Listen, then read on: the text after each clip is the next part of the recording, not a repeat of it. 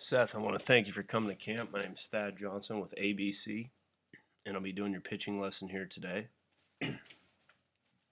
First thing we're going to do is going to talk about the balanced position, and what we're looking for out of a pitcher is for you to stay over your backside. You do a real good job of keeping your weight back onto in the balanced position. What I'd like to see you do is to take your lean over, kind of this lean over position you do with your top half, and I'd like you to just kind of right the upper torso.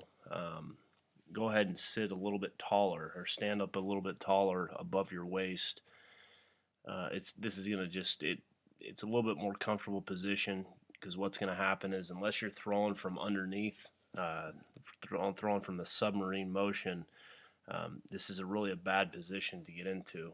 So you just need to go ahead and continue to stay on your backside as you are, but take your take your upper half, take your top, and just stand up a little bit taller, as if you're just doing a good job of just sitting nice and tall with a straight back up in a seat or a chair. Um, Another thing I want to talk about is when you break your hands. Clear the lines off the screen here, and your leg is still going up, and you haven't gotten quite up to the top of the delivery yet, or top of your balance position yet, and you've already broken your hands.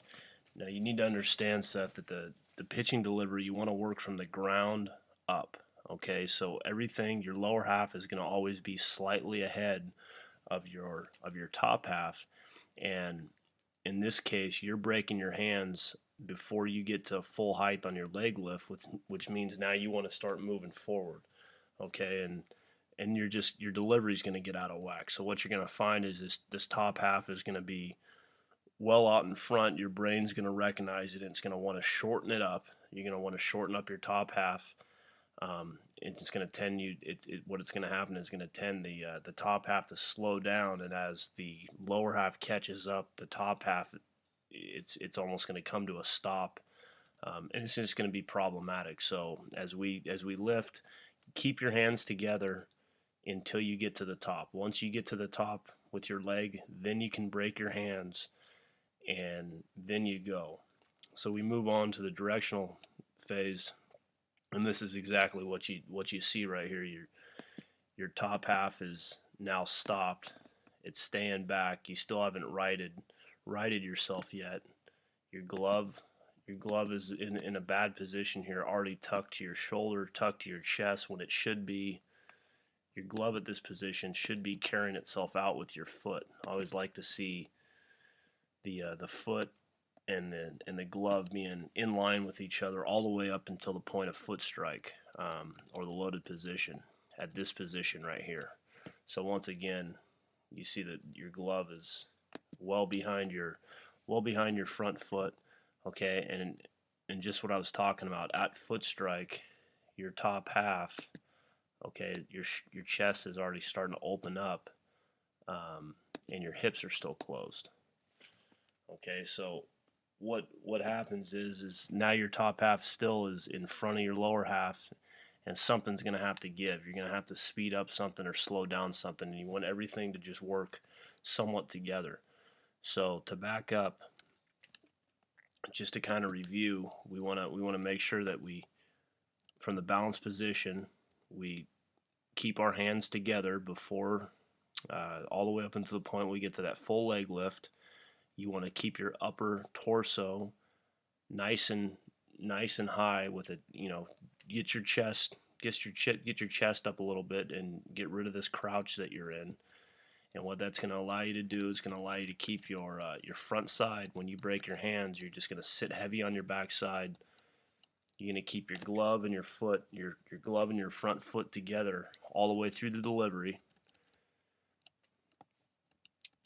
And then now on your release point, so what happens is this is where you see what ends up shutting down, and your top half ends up slowing down because your brain doesn't want you to fall over, and now you're not over your front leg. So as much as you would have thought, well, hey, my top half is so far out in front that it's going to continue to get out in front, and maybe your follow through would be well out over your front leg. It's not, because your body has shut itself down, so you won't be in balance.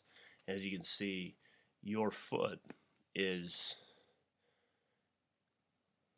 probably a good, foot and a half out in front of your head. And at this point in the delivery, at release, you should be out over your front foot. Your head should be forward, your chest should be forward. Okay, you're accelerating through the baseball at this point, and instead you're deaccelerating through the baseball because your brain has now tried to compensate for the imbalance that you had with your top half and your lower half, and it's slowing itself down, trying to get your backside to catch up. So really, Seth, you need to do a better job of from the initial balance position. Okay, balance up, keep your hands together longer, and when you break your hands, feel yourself just sit, okay, in the lower half. And what happens is you just need to practice this. Lift, hands together, break, and your glove and your foot will go out together. And as you can see, we're getting a huge imbalance again. We're just kind of going through this.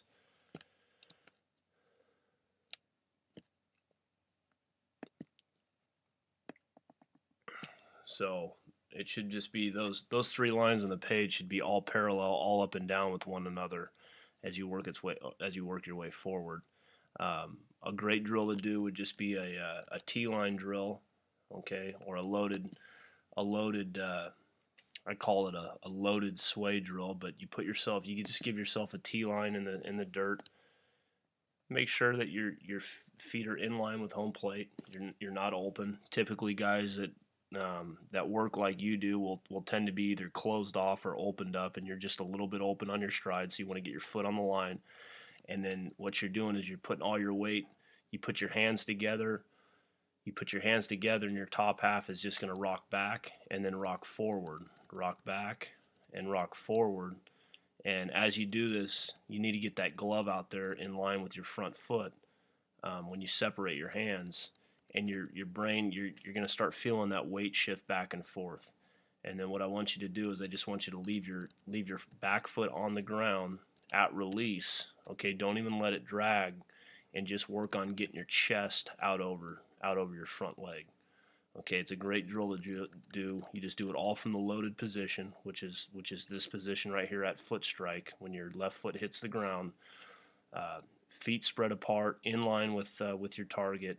Break your hands, sit on your backside, and thrust your top half forward over your front leg, and then follow through with just with your top half. And what you can start doing and then is just lifting up your leg through the release point and really doing a good job of following through with your lower half. But that'd be a great drill for you to do.